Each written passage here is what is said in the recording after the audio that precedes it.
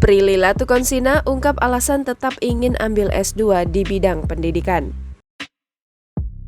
Aktris peran Prilly Latukonsina berniat melanjutkan studinya ke jenjang S2 bidang pendidikan. Prilly mengaku akan mulai mendaftar ke universitas yang dituju pada Desember mendatang. Ketika ditanya alasannya melanjutkan pendidikan, pemain film Kukira Kau Rumah itu mengatakan bahwa banyak hal di luar industri seni yang masih harus diurusinya. Alasan Prilly memilih jurusan pendidikan adalah karena masih berhubungan dengan cita-citanya di masa depan. Perempuan berusia 25 tahun tersebut mengaku ingin membuat sesuatu yang masih berhubungan dengan dunia pendidikan. Saat ini, Prilly Latukonsina tengah mempersiapkan dirinya agar bisa masuk ke universitas yang dituju.